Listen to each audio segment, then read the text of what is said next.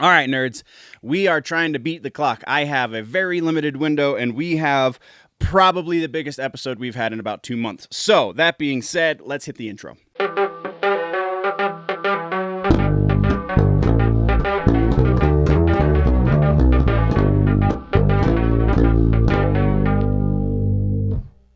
Jumping right into it, no housekeeping. We're just going right to music news. Music is the second smallest section, the smallest being comic books because we didn't have any news in comic books. But music section, we have Stabbing Westward. It just put out a new record, apparently. It was an EP, so approximately 5-track extended play bonus thing. This is the first new music they've put out in 18 years. Just came out in January, and going with that momentum, they signed a new deal with COP International, and they're going to be putting out a full-length record sometime probably this year or early next year called Wasteland. No specifics on dates or anything like that have been made just yet because they just inked the deal, so they're still working all that out. But Stabbing Westward, rather, is a really great industrial band. So industrial pop goth, kind of somewhere in that mix there. Great stuff. I'm definitely going to be doing a reaction video to one of the tracks now that I know that it exists from the new EP. So stay tuned for that. That is all we have on that one, though. Next, we're talking about Devil Driver. If you remember, we covered a little while ago about how Devil Driver was trying to put out a record a year, and they did that for a while, for I think it was only 2 years that they were actually successful doing it. But they now are doing a double record, so they didn't stop writing, they are continuing on the writing scheme. They just have apparently stopped with the releasing so much. Now they're doing a double record. The double record is going to be called Dealing with Devils, or Dealing, is that right? I think I might have wrote that down wrong. I think it's Dealing with Demons, but I could be wrong. I'll definitely note it properly in the show notes. But the first half of this double album is set for October 9th. I did not find the release date for the second half of the double album, though I would imagine it would be somewhere between 3 and 6 months after October 9th, so sometime 2021. That is all we have there. Now we're doing another follow-up on Rammstein. Rammstein has officially rescheduled the European leg of their world tour. You can go check out the Rammstein.g. Go to Rammstein.com. It'll redirect you. They have all of the rescheduled European dates up there. The U.S. dates are kind of sort of still up in the air, though they have not officially been canceled. So we very well could still see Rammstein in the States in August for those 7 dates that aren't anywhere near me. But that is all we have for music. Let's talk TV streaming. TV streaming, first and foremost, we have a crazy update that just happened yesterday on Batwoman. Ruby Rose has announced that she is quitting the show, and Warner Brothers is going to be recasting because season 2 already has been greenlit. I'm sure it was a real quick decision. Well, Ruby Rose is gone. Now let's bring somebody else in. They haven't yet to make that decision. There are rumors around that, so stay tuned for the rumor mill. You'll hear the rumors on who they're thinking of casting. But they are going to be casting another LGBTQ representative actor.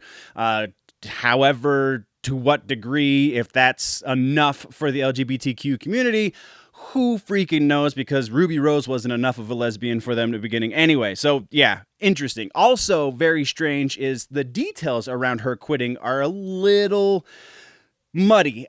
So some sources are saying she quit, some sources are saying she was fired, and still other sources are saying that it was an amicable agreement on both parties that she should no longer be there. The news, or the sources that agree the most, all say that she quit, and the reason she quit was because she couldn't handle the schedule. The schedule is apparently pretty grueling over there on the CW, so it takes a certain kind of actor to do it, and that apparently was not Ruby Rose. That's all we have for that. Next, we have an update on the live-action One Piece series for Netflix.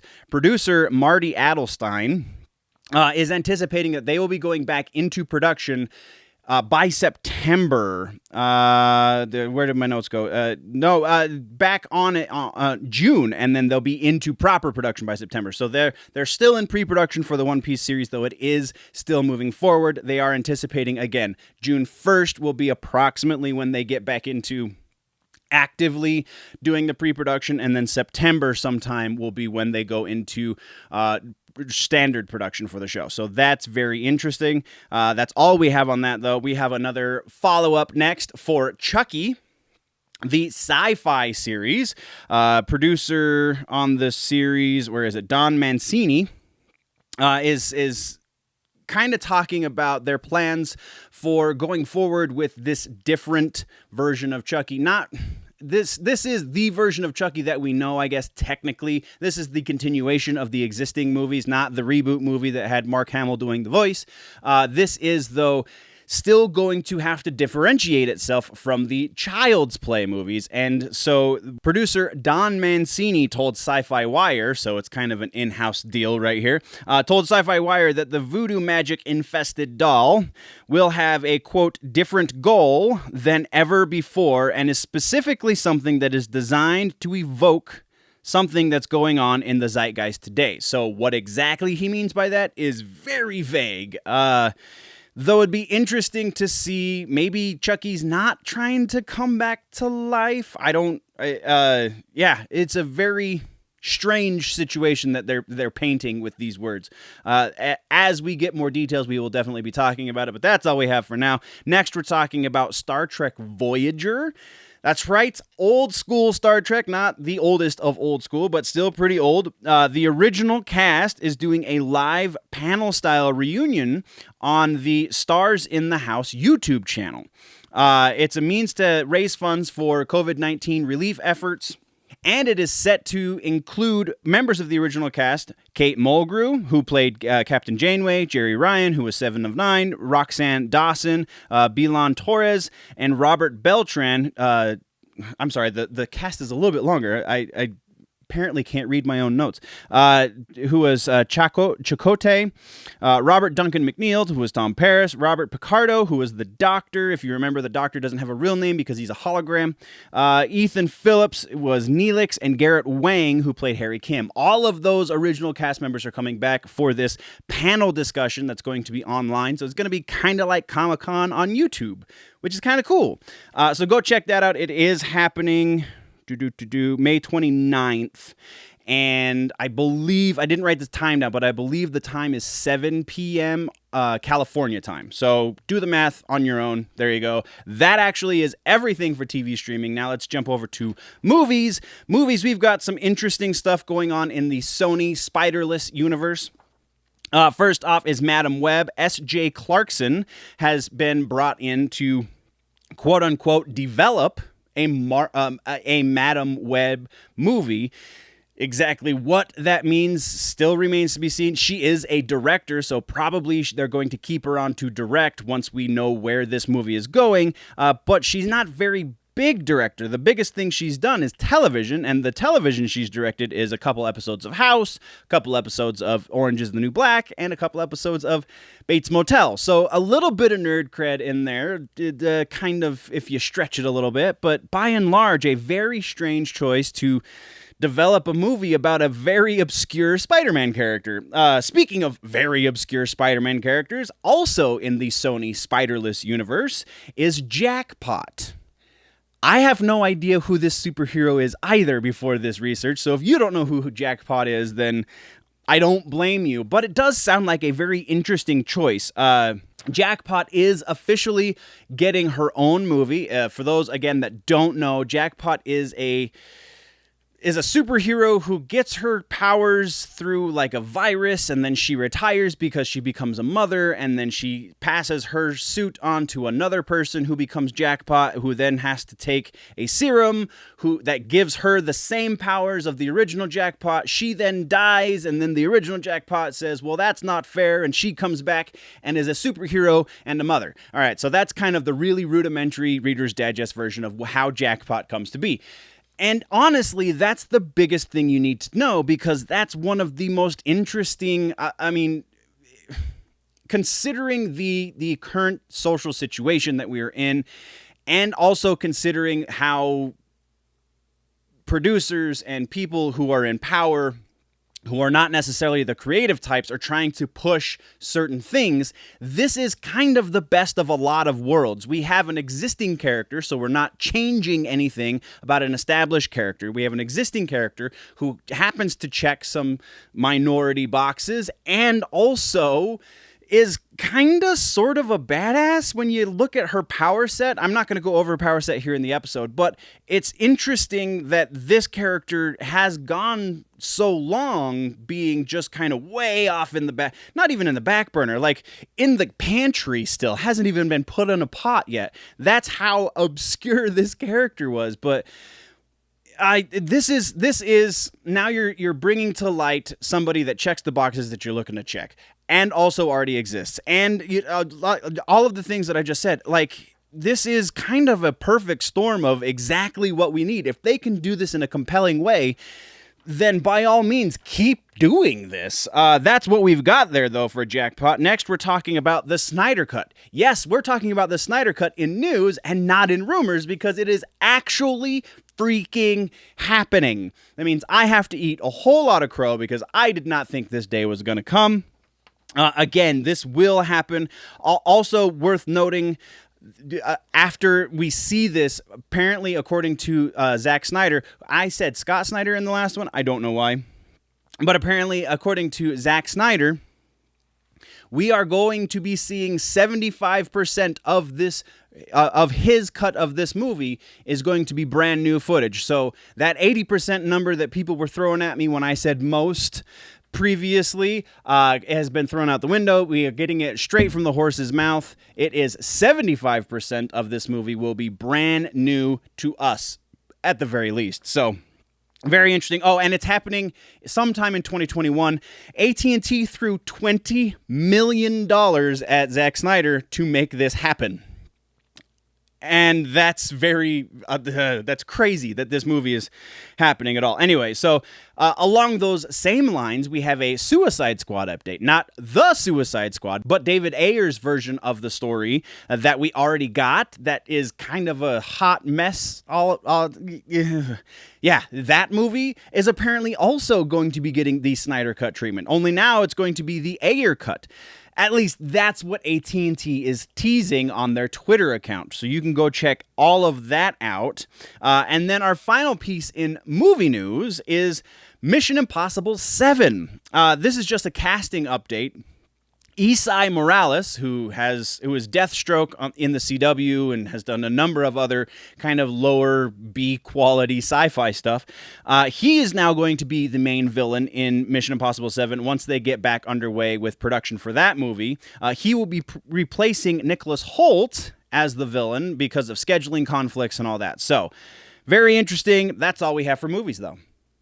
Now, let's talk real quick about gaming. We only have one piece in gaming, Fallout 76. There is an official announcement from Bethesda saying that going forward, they are going to be doing a season style expansion for the game, so we will be seeing seasons released for this game. That being said, all of the seasons will be free. So 100% confirmed. Bethesda says if you already own the game, you will get all of this DLC for free. So that's pretty freaking awesome. Though there is also the possibility for more premium content down the road. But if it's attached to a season, presumably it will be free of charge. So that is everything we have in gaming. Like I said, there is no comic books. Now we have Rumor Mill, and this is a bear of a rumor mill, so I'm going to try and just say this as fast as I freaking can. So first off, we have rumors around ShangChi. ShangChi, rumored to take place during the Snap and will feature elements from the storyline of Iron Man 2 and Iron Man 3. Has something to do with Shang-Chi working for the Mandarin, has all of these, like, there was a plot, quote-unquote, leak over on Reddit. I'm not doing those. I don't believe most of those, and very few of them have actually come true, so we're not going to go into those kind of details, but it is interesting to consider that this primarily is going to happen during the time of the snap in the MCU. Next, we're talking about Boba Fett. Now with him being in Season 2 and Season 3, presumably, of The Mandalorian, Boba Fett is now rumored to be getting his own series on Disney+, which, again, kind of a duh. if Mandalorian continues to be as possible as popular, first day with the new lips. If Mandalorian continues to be as popular as it is, then that's the only logical step. Ahsoka Tano, Boba Fett, Obi-Wan, all of them will likely somehow tie into the Mandalorian, if at all possible. Next, we're talking about Ahsoka Tano. Ahsoka Tano is now also being rumored to make an appearance in the Obi-Wan series. So again, tying all of this Disney Plus content together. Next, we're talking about the X-Men, the newest rumor about the MCU's introduction of the famous mutants now says that a couple of things, actually. We are surprisingly going to be seeing, according to this rumor, going to be seeing two new villains, new to the MCU at least, but two classic villains to comic book readers and fans of the animated series. First of which being Sauron, the second movie in the X-Men reboot franchise, or however you want to put that, the new Disney X-Men. The second movie planned is going to introduce the Savage Land and Sauron, however you want to say it. And then going forward, that should be leading, like it does in the comics and the animated series, should be leading into Mr. Sinister, if you want to believe these rumors. So that sounds like a whole heaping bunch of awesome. So yes, please. I hope this one's true. I don't know how much of this one is true. I got it from some less than reputable sources, but still fun to consider. Next, we have those Batwoman rumors we were talking about before. The rumors about who potentially is going to be playing Batwoman going forward. We have WWE wrestler Daria Baronato, who you will know as Sonya Deville, I believe is her wrestling name, and Stephanie Beatriz, who is on Brooklyn Nine-Nine over on Fox. So they are rumored to be the ones that WB is looking to replace Batwoman. Next is a video game rumor. We have another rumor about the Resident Evil reboot series, if you will, or remake series, I guess is more appropriate. The next rumored game to be remade is Resident Evil Code Veronica. This one I feel like has very little legs because we have heard from Capcom in not as so many words that they are only going to be remaking proper series games, so the games that have numbers on them and not subtitles. That, though, was not set in stone, so this kind of has potential. I just don't think it has much potential. Next, we're moving into Star Trek territory. First, we're talking about Picard, and Season 3 is now being rumored to have a cameo from Wesley Crusher, a.k.a. Will Wheaton, the bane of Sheldon's existence. He is now reported to be cameoing in Season 3, not Season 2. So this one's kind of a ways out, if it is to be believed. And then we have a little bit about Star Trek Strange New Worlds. Uhura, Dr. Leonard McCoy, a.k.a. Bones, and Mr. Sulu are now all being rumored to also be appearing in this new series, being obviously played by new actors, the casting for which has definitely not been announced yet because this is still a rumor. Next, we're talking about Daredevil. We have, this one's probably our biggest rumor for the whole episode. So we have the looming reboot of this franchise is imminent. This is without a doubt going to happen eventually. The rumor, though, says a couple of things. First off, it says that Matt Damon is looking to be cast as a secondary character. He does not want the lead role of Daredevil, of Matt Murdock. He does not want to be Matt Murdock. But he does want to be in the movie to a greater extent than he has been in any of the other previous MCU movies he's been in. So that's the first rumor. The second rumor is they're leaving Matt Murdock open to Charlie Cox if he wants it. If he wants to reprise his role and still kind of be a reboot, revisit kind of situation, then they're leaving that open to him.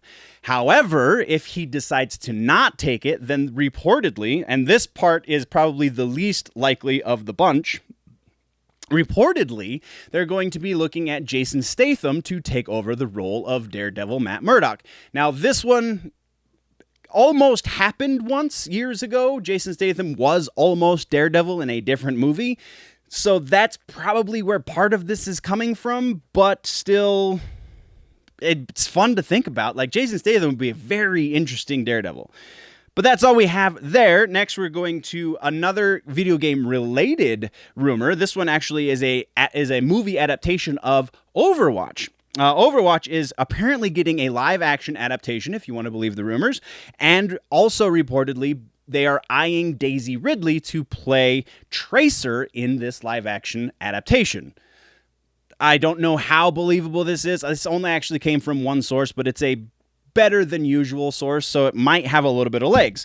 Next, we're talking about Silent Hill. This one is a full-on video game rumor because we already know Silent Hill movie is being worked on. So, new game is being rumored to be in development, and not just in development, but so far in development that there is already a playable demo that is going to be released very, very soon after the official announcement of said game. Konami has said that they do have something in the works for this. It's just not the Silent Hills Hideo Kojima project that we know and love. So, who knows? We reportedly will be hearing about this within the next month or two, if it is to be believed. And then our final rumor for the episode, I'm trying to get through this as fast as I can, is Superman. Henry Cavill is now reportedly very close to signing a new deal to play Superman in the DCEU. Whatever that looks like these days. All of the rumors that we've been talking about are apparently factoring into this. The fact that his manager is the same manager of Dwayne "The Rock" Johnson, and she wants the two of them in a movie together. The Rock wants to go against Cavill in the Black Adam movies. So that is factoring very heavily into this. And now the Snyder Cut, doing all of its reshoots and whatever they have to do, is also factoring into this. So this one actually probably has some pretty good legs. We probably are going to be seeing more Henry Cavill Superman in the not so distant future. And that is all the rumors. And the end of the episode, guys. What did I miss? What should we talk about in the next one? Let me know in the comments down below. If, though, you want to go deeper in the conversation, there's a website, generallynerdy.net. There's Patreon, patreon.com/generallynerdy. Go there, do all the things, see all the stuff. If you are falling behind in your nerd news and you want to catch up, you can click or tap the box, one of the two right there below my face to do that. Don't forget to subscribe, do all of the things. Before we go, though, guys, always remember that if it's generally nerdy, it's probably here.